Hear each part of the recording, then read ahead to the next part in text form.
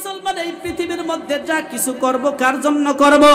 আল্লাহ রাব্বুল আলামিন এই জন্যই এই কথাটা শিক্ষা দেওয়ার জন্যই ওদিয়ে রোমান তথা আরাফাতের ময়দানে এই পৃথিবীর মধ্যে মানব জাতিকে বরণ করার পূর্বে ইমানের প্রশিক্ষণ করিয়ে দিয়ে বলতেছেন আলাস্তু বিরাব্বিকুম, আমি কি তোমার রব নয়?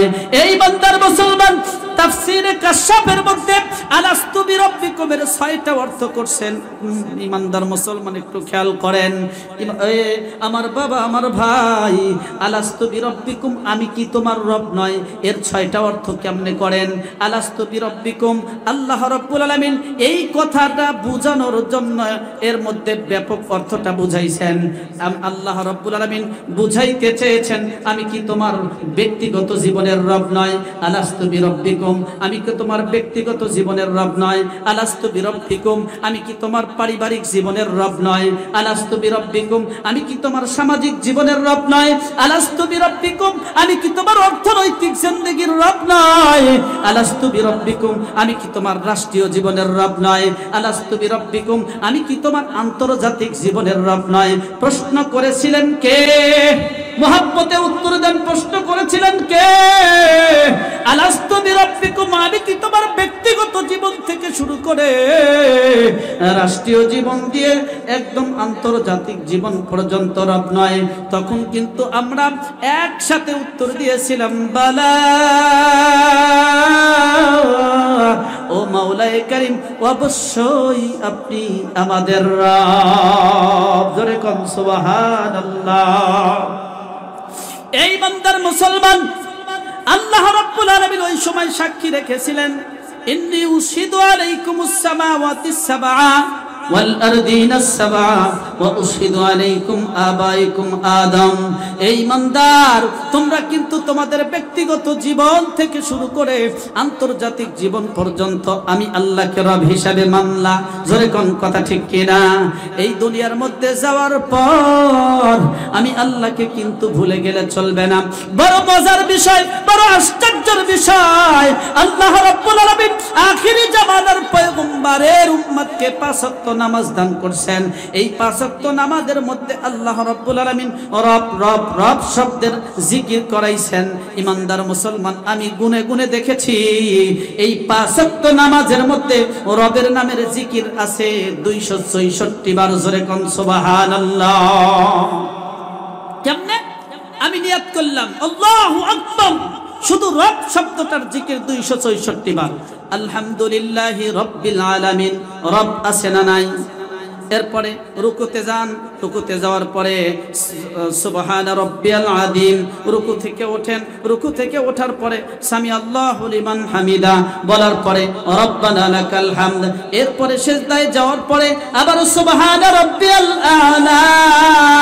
আল্লাহ রাব্বুল আলামিন উম্মতে মুহাম্মাদের এই 5 ওয়াক্ত নামাজের মধ্যে বিতের নামাজ সহ প্রায় 300 বার পর্যন্ত রব রব রব রব শব্দের জিকির করাইতেছেন।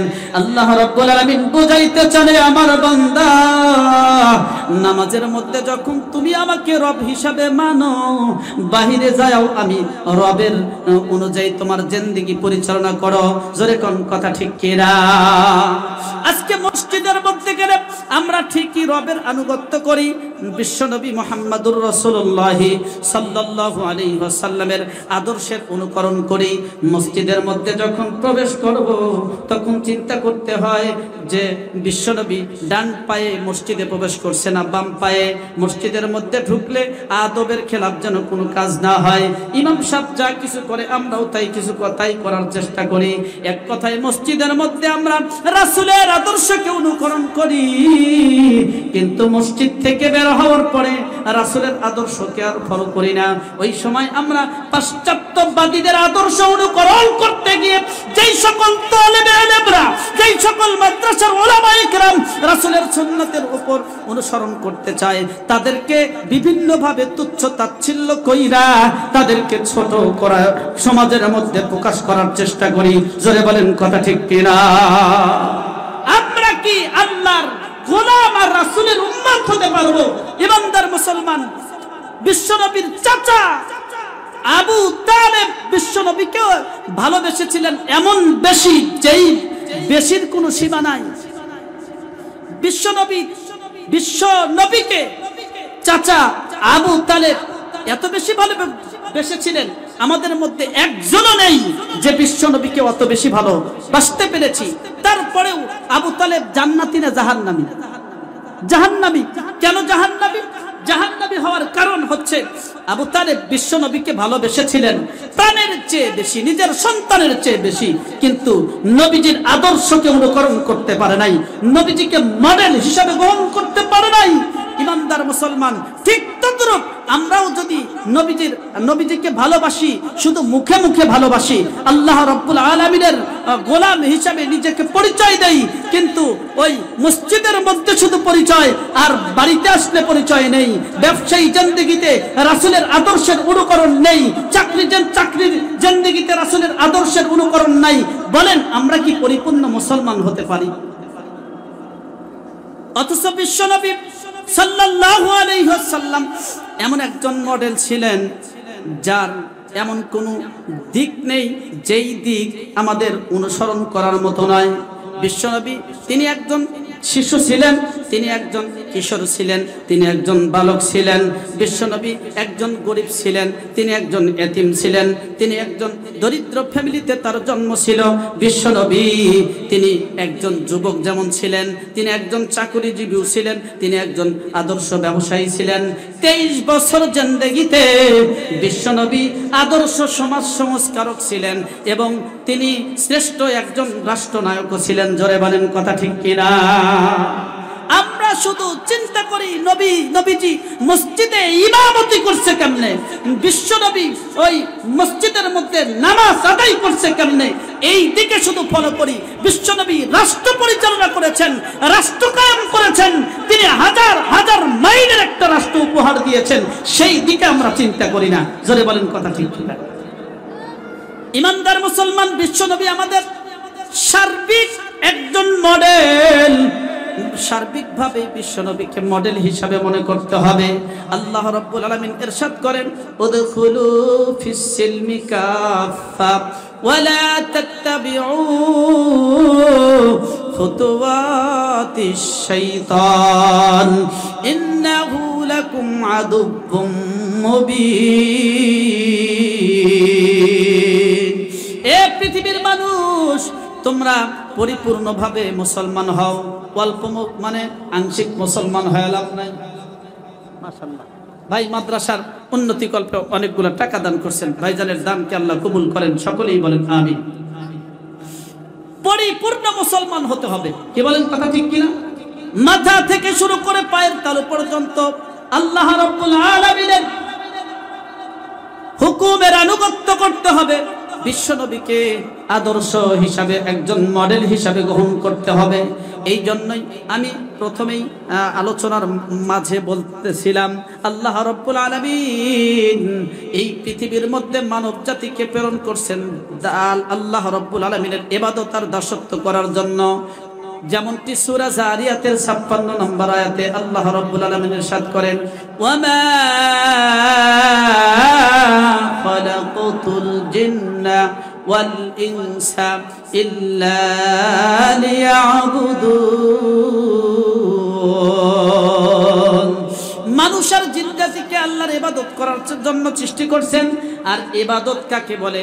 ইবাদত বলা হয় গায়াতুত তাদাল্লুলি ফিল খুশু। জীবনের প্রত্যেকটা ক্ষেত্রে মাওলাই কারীমের নির্দেশের সামনে নিজেকে চরম নতি স্বীকার করার নাম হচ্ছে ইবাদত।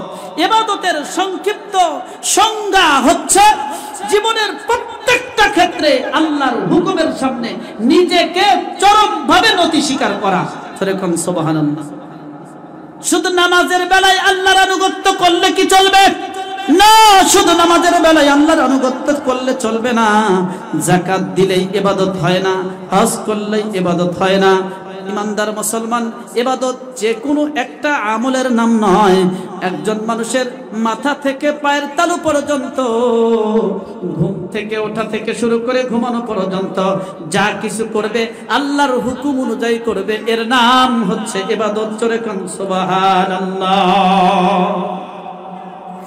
এই ইমানদার মুসলমান, আল্লাহ রাব্বুল আলামিন এই জন্য বান্দাকে পরিচয় করিয়ে দিয়ে ইমানের প্রশিক্ষণ করাইয়া দিয়া বলতেছেন আলাস্তু বিরাব্বিকুম, আমি কি তোমাদের রব নয়? আমি কি তোমার ব্যক্তিগত জীবন থেকে শুরু করে আন্তর্জাতিক জীবন পর্যন্ত রব নয়? তখন আমরা সমস্যারে বলেছিলাম বালা, আপনি আমাদের রব, আপনি আমাদের সব। আল্লাহ রাব্বুল আলামিন ওই সময় বলেছিলাম, হ্যাঁ তোমরা যদি আমি রবকে রব হিসাবে স্বীকার কইরা তোমার জিন্দেগি পরিচালনা করো, তাহলে দুনিয়ার মধ্যেও আমি আল্লাহ রাব্বুল আলামিন তোমাদেরকে স্মরণ করিয়ে দেওয়ার জন্য অসংখ্য নবী রাসূল প্রেরণ করাবো। শুধু দুনিয়ার মধ্যেই শেষ নয়, এই দুনিয়া থেকে যখন বিদায় নেবা, ওই কবরের জিন্দেগির মধ্যে যখন তুমি চলিয়া যাইবা, কবরের জিন্দেগি শুরু হওয়ার সাথে সাথেই দুইজন ফেরেশতা যাইয়া সর্বপ্রথম ওই রূহের জগতে যেই প্রশ্নটা করা হয়েছিল ওই প্রশ্নটাই করবে। সর্বপ্রথম কবরের মধ্যে গিয়ে প্রশ্ন করবে, মার রব্বুক, কে তোমার রব? জোরে কোন সুবহানাল্লাহ। কি কবরের মধ্যে প্রশ্ন করা হবে কি হবে না? কি বলেন, হবে কি হবে না? কবরের মধ্যে সর্বপ্রথম প্রশ্ন করা হবে, মার রব্বুক, কে তোমার রব? জোরে বলেন মারহাবা। মাশাআল্লাহ, মনিরুল ইসলাম ভাই 500 টাকা চিৎকার দিয়ে বলেন মারহাবা। আল্লাহ ওনার দানকে কবুল করেন। রবকে তোমার, দিন কি তোমার, রাসূল তোমার কে? ফেরেশতা আসিয়া যখন জিজ্ঞাসা করিবে, প্রস্তুতি নাও সেই জবাবের লাগি। নামাজ পড়ো, রোজা রাখো, জীবন গড়ো ইসলামের পর থাকি, নইলে সেদিন রাসূল বিনে বন্ধু না মিলিবে। কবরের মধ্যে যাওয়ার পর আল্লাহ রাব্বুল আলামিন ফেরেশতা প্রেরণ করবেন। এই ফেরেশতা ঈসা প্রশ্ন করবে, মার রব্বুক, কে তোমার রব? যেই ব্যক্তি দুনিয়ার মধ্যে থাকতে তার মাথা থেকে পায়ের তালু পর্যন্ত রবের বিধান অনুযায়ী নিজের জিন্দেগি পরিচালনা করছে, নিজের সমাজটা পরিচালনা করছে, নিজের ফ্যামিলিকে পরিচালনা করছে, এরপরে যেই ব্যক্তি তার রাষ্ট্রীয় জিন্দেগিতেও রবের বিধিবিধান অনুযায়ী নিজেকে পরিচালনা করার চেষ্টা করছে, আন্তর্জাতিক জীবনের মধ্যে এই বান্দার মুসলমান পাশ্চাত্যবাদী ইহুদি খ্রিস্টানরা যখন বিশ্ব নবীকে নিয়ে বিভিন্ন রকম কটূক্তি কটাক্ষ করেছে, তখন আল্লাহর বান্দা সবকিছু পরিত্যাগ করে দুনিয়ার সব ঝামেলাকে পরিহার করে তার বিরুদ্ধে স্লোগান দিয়েছে। কমপক্ষে জোরে বলেন কথা ঠিক কিনা? ওদিকে ফিলিস্তিনের মুসলমানরা মার খায়, আর আবার আপনার প্রিয় নবী অবমাননা হয়, লাঞ্ছিত হয়, অপমানিত হয়।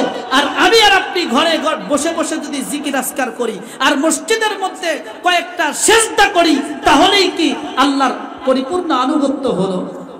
না, আল্লাহ রাব্বুল আলামিনের পরিপূর্ণ নির্দেশ তখন হবে যখন আমার ব্যক্তিগত জীবন থেকে শুরু করে আন্তর্জাতিক জীবন পর্যন্ত আল্লাহর বিধান অনুযায়ী নিজের জিন্দেগি পরিচালনা করব। কি বলেন কথা ঠিক কি? ইমানদার মুসলমান, প্রিয় নবী জনাবে মুহাম্মদুর রাসূলুল্লাহ সাল্লাল্লাহু আলাইহি ওয়াসাল্লাম যেমনটি ছিলেন একজন ধর্মীয় নেতা, তেমনি ছিলেন একজন আদর্শ রাষ্ট্রনায়ক। ইমানদার মুসলমান তিনি শিক্ষা দিয়েছেন। আমাদের আমির ভাই, আমিরুল ইসলাম ভাই, উনি 500 টাকা দান করছেন। আল্লাহ দানকে কবুল করে নেন, জানে মালে বরকত দান করেন, নেক হায়াত বৃদ্ধি করেন।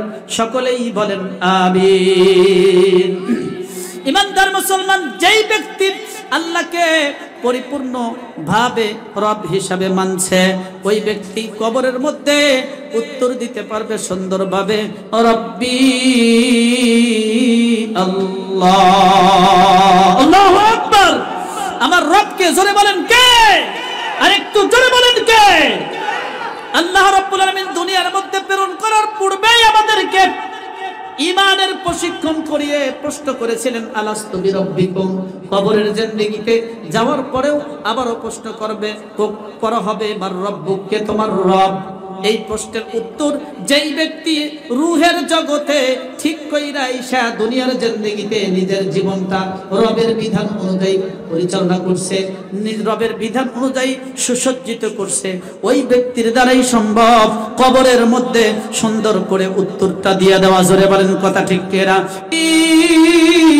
দুনিয়ার মধ্যে আইসা বিভিন্ন নেতার পিছনে পড়েছে, যেই ব্যক্তি দুনিয়ার মধ্যে আইসা দুনিয়ার মোহে পড়েছে, এই ব্যক্তির জবান দিয়ে রব্বি আল্লাহ বের হবে না, তার জবান দিয়ে বের হবে হা হা লা আদরি,